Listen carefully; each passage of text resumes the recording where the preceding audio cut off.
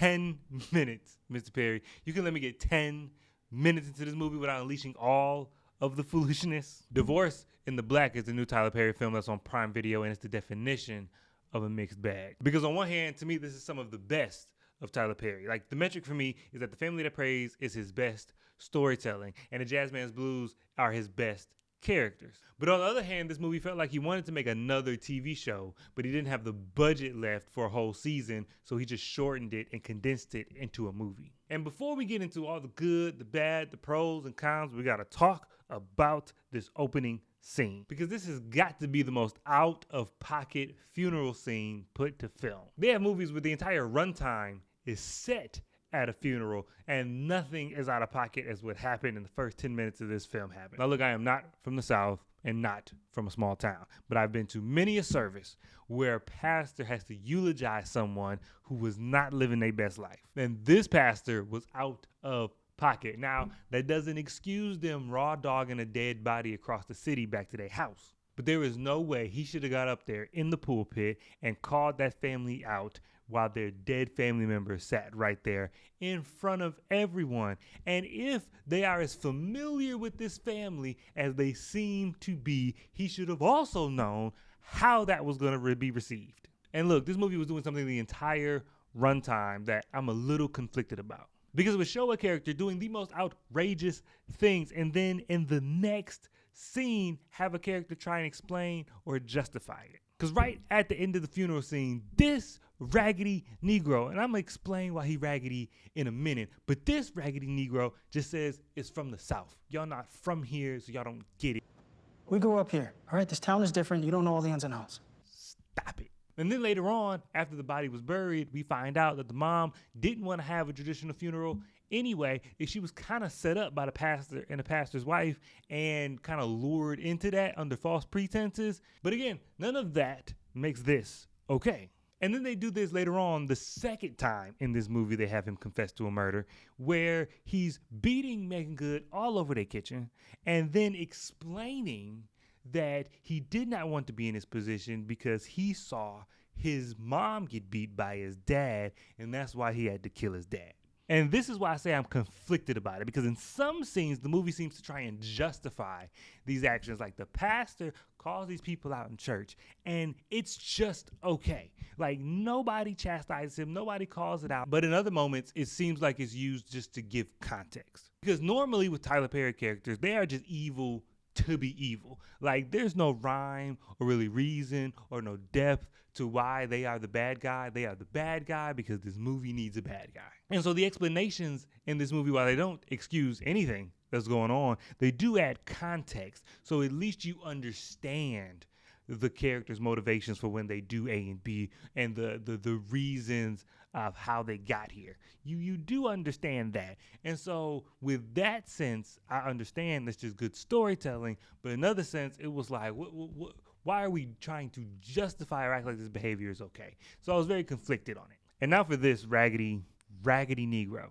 He is the main villain of the movie. Look, in real life, there is a stereotype, and not even a stereotype, let's say a critique. There is a critique that men don't hold their friends accountable, right? There's even that saying that every woman knows a woman who's been abused, but no man seems to know a man who abuses women. So the conversation is real. The conversation is being had by our society in real life. So it makes sense, and it definitely fits the theme of this movie for them to approach that topic and deal with that subject matter, right? Right, okay. But the way no one in this movie has any animosity towards this man for how he behaves or has anything to say to this man for how he behaves is incredible to me. It's just really wild to me. Let's make sure we just got all the connections clear. This man is married to this woman who's Megan Good's best friend.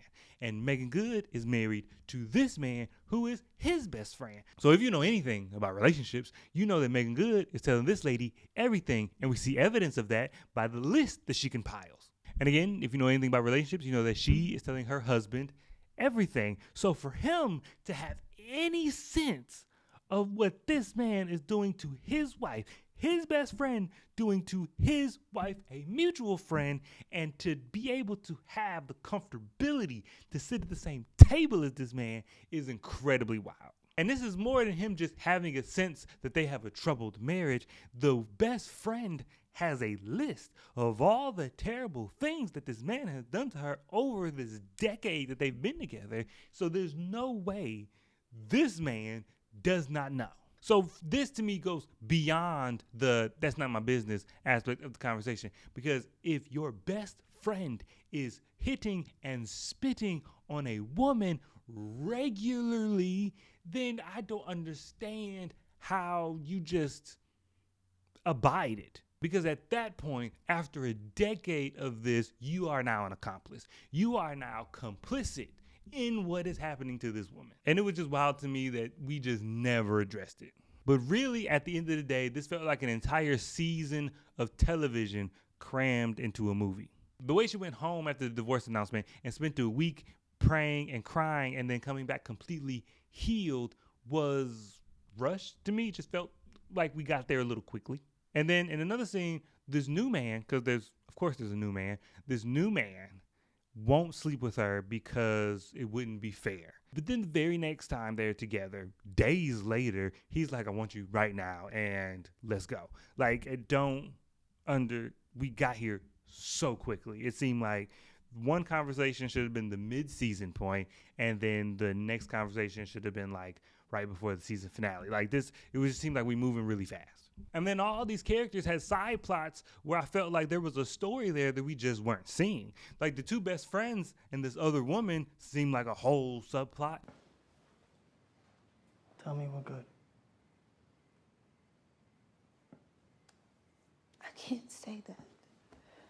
And then the family of heathens and how they wreak havoc on the city seems like a whole subplot. We could have thrown a couple more dollars at this, spread it out into 8 to 10 to 12 episodes, and this would have been incredibly fun to talk about on a week-to-week basis. Like the drama unfolding every week would have been great to get up here and talk about every week. That would have been amazing. It would have been great fun. But instead, we got this. So, Divorce in the Black is a movie. Is not horrible. It just seems a little condensed. But have you seen it? What did you think? And I wonder where you rank it in the list of Tyler Perry movies. Because my list goes Family That Prays, Daddy Loves Girls, Jazz Man's Blues, and then I'll put this one right here. Yeah, this is good. This was good. Let me know what you think. We can get into it. We can talk about it. And I'll catch you guys next time.